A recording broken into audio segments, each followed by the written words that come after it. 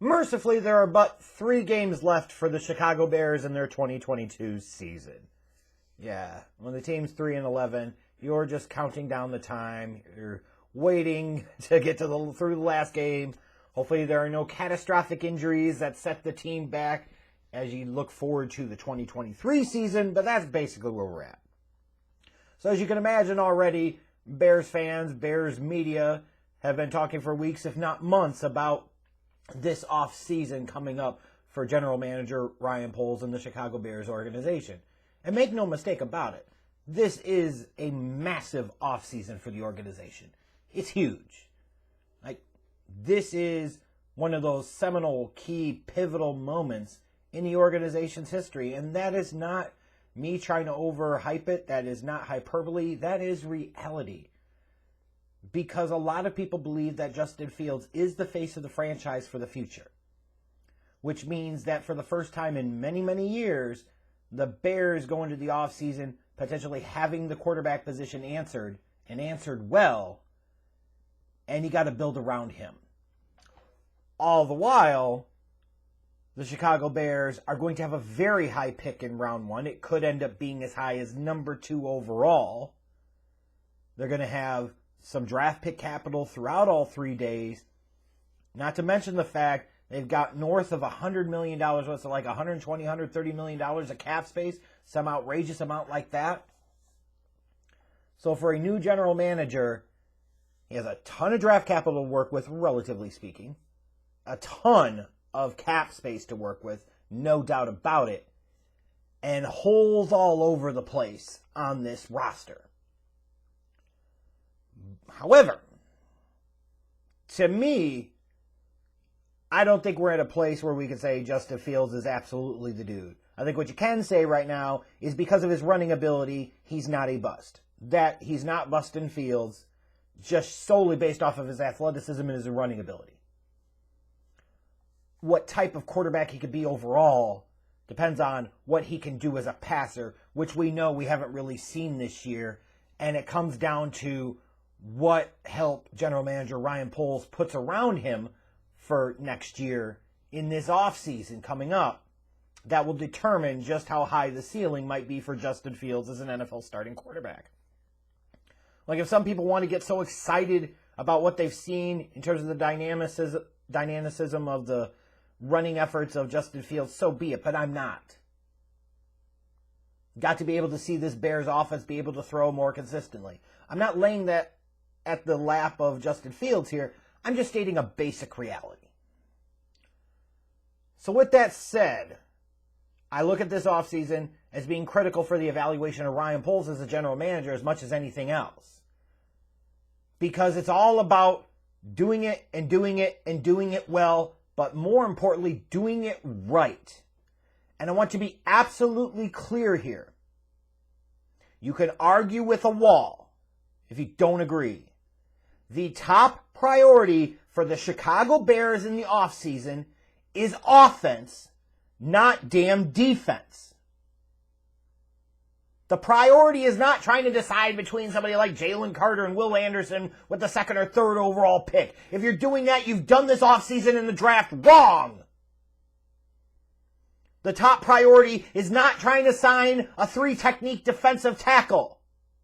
How the hell is that helping Justin Fields? It's not. The number 1 priority of the offseason, I want to make sure this is absolutely clear, because this is the only way to think about this, is offense, offense, offense. That has to be the priority.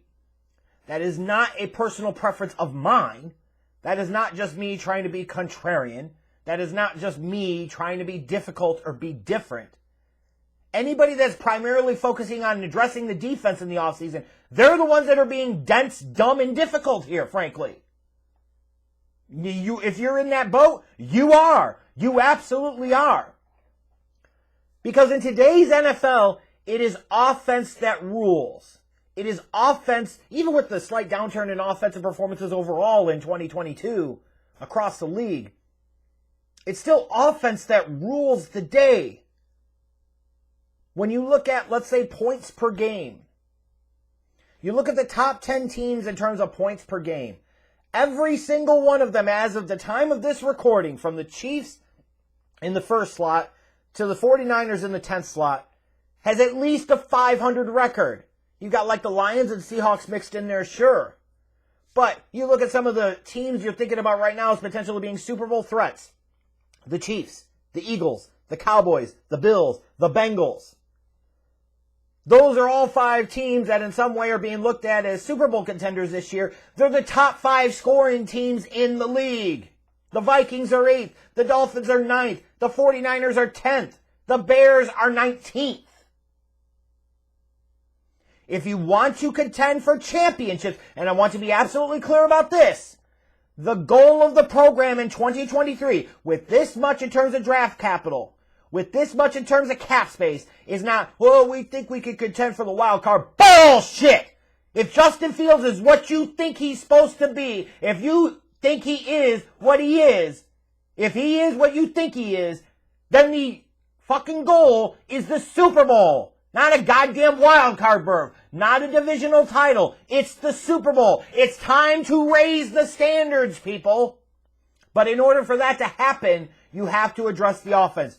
You look at points allowed per game. Sure, you have the 49ers and Bills, 2 Super Bowl contenders, are the top 2 in terms of fewest points allowed per game. But the Broncos are 3rd. And they made the big trade for Russell Wilson like dummies. How'd that work out for them? You know what I mean? Like, you look at other teams in the top 10, like the Ravens are 4th in points allowed per game, but I don't think we're looking at them as a Super Bowl champion contender. Why? Because of their offense. Same thing with the Jets. The Patriots. These are all teams, the Commanders, all teams in the top 10 in terms of points allowed per game. Do you see a correlation here? The teams that score the most points per game, by and large, have a better trajectory, better performance overall than the teams that allow the fewest points per game. The Bears, by the way, are 30th. So yes, obviously, they lag behind the pack. And this is not me saying you totally ignore the defense. I'm not saying that. What I am saying is you can't have a repeat of last offseason this go round. You can't go into the offseason as a general manager like Ryan Poles and say, hey, I've got Justin Fields. The best way to help him out is to hire a fucking defensive-minded head coach. And then my first priority in free agency is to try and go sign a 3-technique defensive tackle in Larry Ogunjobi. And then my top priority in the draft is to draft 2 defensive backs in round 2, to which the Bears fans, the dopies, eventually are going to come and say, well, he took best player available. That's not how fucking teams do the draft. If you still believe that, then I don't know what the hell to tell you. They do best player available at a position of need, and they are weighing out needs. All these goddamn teams, for the most part, do. There are very few that do not. The Bears certainly weigh need, so they view defensive backfield, the secondary, as a bigger need in the draft with those 2 second-round picks than the goddamn offense and helping Justin Fields. You cannot have a repeat of that performance here in the 2023 offseason, period. If you look at passing yards per game, as much as talk about, like, you can't ignore the defense, you can't over-prioritize it. Look at the top teams. You got the Chiefs, the Dolphins, the Chargers, the Bengals, the Vikings, the Bucks, the Bills, Seahawks, Lions, Jaguars. Yeah, a couple of 6 and 8 teams mixed in there, but you know what? There's a couple of championship contenders in there too, and other teams that are making the playoffs. The Bears are fucking 32nd! If for no other reason alone, when you look at the stat that they're worst at, you say it's passing yards per game on offense and sacks defensively. Okay, which one matters more in the grand scheme of things? 100 out of 100 times, it is passing yards per game. If you don't agree, you are just wrong, because the statistics, the numbers don't back you up. Because if you said, hey, running the ball matters, does it? Because the Bears are the top rushing team in the league through 14 games, 15 weeks of the season. The Ravens are 2nd. The Falcons are 3rd. Yes, the Eagles are 4th. But the Cleveland Browns are 5th. Give me a break. You don't have to be a great running team in order to be a championship contender. You don't. Because if you did, the Chiefs wouldn't be a championship contender. I'm just saying. And when you look at things like sacks, you know, you could talk about, hey, some of these teams like the Cowboys, they're number 1 in most sacks. But the Patriots are second and the third are the Bucks. That really hasn't fucking helped them. That doesn't make them a contender. My point of all of this is, when you look at the numbers, when you look at the data, when you look at the statistics, you look at recent NFL trends, it all supports going after offense. That offense has to be the name of the game. You've drafted the young quarterback, now you have to build around him. You learn from the examples of the teams like the Chiefs and the Bills and the Bengals.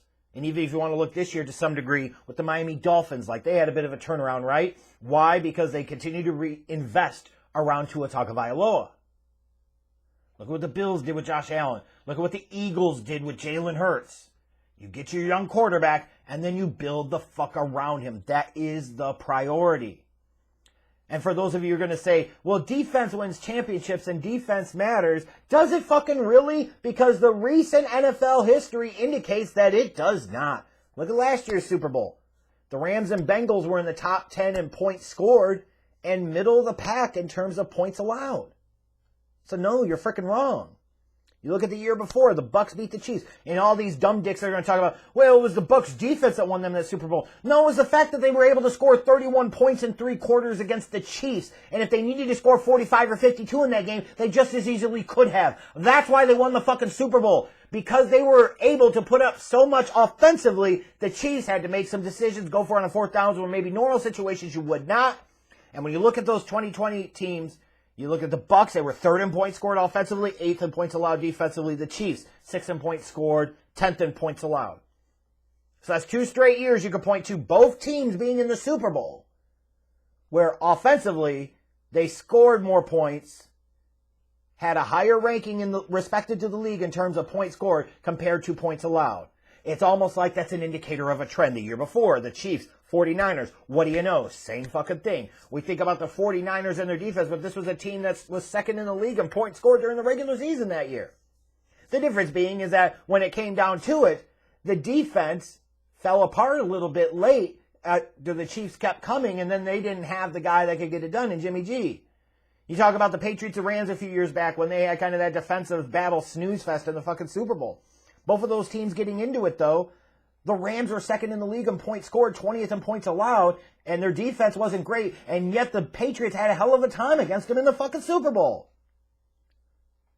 And even when you go back to the year before that, the 2017 season, the Eagles and the Patriots, like these were 2 really good teams, 2 teams who ranked in the top 3 in points scored offensively, and then top 5 in points allowed defensively. But what was that game? It was a fucking shootout. The last time you could really go back to find a team that won the Super Bowl where their defense finished higher in the league respective to points allowed compared to the team in terms of points scored, it was the Patriots that 2016 season. They were 3rd in the league in points scored, 1st in points allowed. But mind you, they were down 28-3 in the 3rd quarter to the Falcons, who going into that Super Bowl were the top scoring offense in the NFL and near the bottom of the league in points allowed. You look at the 2022 Bears and where they stand after 14 games. They're 19th in points scored, 30th in points allowed. What I'm pointing out here is that in order for the Bears to get to a place where they can win the Super Bowl, if you look at the past 5 years, the past 5 seasons, which is enough to call it a trend, the lowest scoring team relative to the league to win the Super Bowl was the Rams, and they were 7th. The Bears have a long way to go. They have to get better in the passing game. They have to be better able to put up more points. That means that they need a real number 1 weapon because Chase Claypool ain't fucking it.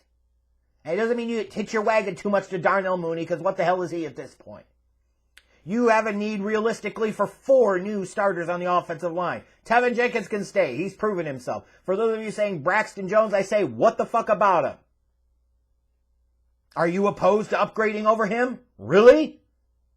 Cody Whitehair, what about him? He's over 30. He's been bad this year. It's better to move on from him now than sit there another year and then still have to move on from him anyways. You know you got to upgrade from Mustafa. They certainly have a revolving door of suck at right tackle. You've got to get the trenches right. Like you look at the success of the Philadelphia Eagles, offensively, a lot of it stems from their great offensive line. The Jason Kelce's, the Lane Johnsons, Jordan Mailatas. These are all guys years back that were drafted by the team. And they built around that unit. That's what you've got to do. And you need more weapons. You got to find a way in this offseason, whether it's trying to go after a Devontae Adams or DeAndre Hopkins or Mike Evans or some damn buddy. Like what the Eagles did, trading a first-round pick for A.J. Brown. The Bears have got to find a way to bring in a legit difference-making number one wide receiver because they just don't fucking have it. Go knocking on the door to the Rams for Cooper Kupp. Hell yeah, let's have that conversation. That's the priority, is the offense. It's not, let's double dip in the draft in the first 2 rounds on fucking defensive tackles. If you're doing that, you're a moron. Now, if you sat there and you said the Bears make a franchise-changing trade down from 2 and then maybe even trade down again to the point where they're picking in like the middle of round 1 and they've invested well in the offseason offensively, in terms of free agency, in terms of the trade market, if at that point in time you look at the board and you say, man, it really makes sense to take one of these interior pass rushers, so be it. That's fine. Because at least you've accumulated enough additional draft pick capital, hopefully not just for 2023, but 2024 and possibly 2025 as well, that you're positioned in the long term to have flexibility, viability of options in terms of what you can do to build yourself an elite offense. The way I've seen some Bears fans and some Bears media and some draft heads talk about the Bears is like you want to get back to having an elite defense, which ding-dong dumb-dicks in the modern NFL, that just doesn't fucking matter. The priority is offense. And if you believe in Justin Fields, you have to be really honest with yourself and you say, I'll leave Tevin Jenkins there. Everybody else on that fucking offense is potentially replaceable. Everybody else. And if you're going to type any 2-word names in there, I'm going to say, and your point is what? Khalil Kmet, upgradable. Darnell Mooney, upgradable. Chase Claypool, sure as hell upgradable. Everybody else on the fucking offensive line, oh, we got to keep David Montgomery. Why? He's the guy, you need 2 yards, he'll get you 4. You need 4 yards, he'll get you 4. When you need 8, he'll get you 4. This represents a mindset shift for the Chicago Bears organization, its fan base, the media. If Justin Fields is what you think he is and what you want him to be, then you have to do everything in your power to help him be that. Spending big in free agency for a Daron Payne and then going and turning right back around and selecting a freaking defensive tackle like a Jalen Carter, 3rd or 4th overall in the draft, ain't getting the fucking job done. It's just not. You go offense, offense, offense. You sprinkle some defense in, fine. But offense has to be the priority. And if anything, it's damaging what Justin Fields has done the second half of the season because the teams had some games where they could score some points because he's basically being just a runner as much as anything else. It tricks you into believing something that isn't true, thinking that this offense isn't as far away as it really truly is. Yes, this Bears defense stinks, but overall, this offense stinks even worse. Don't kid yourself. As a result, the priority, the number one goal, the priority of the program for the Bears this offseason is to address and build up that damn offense.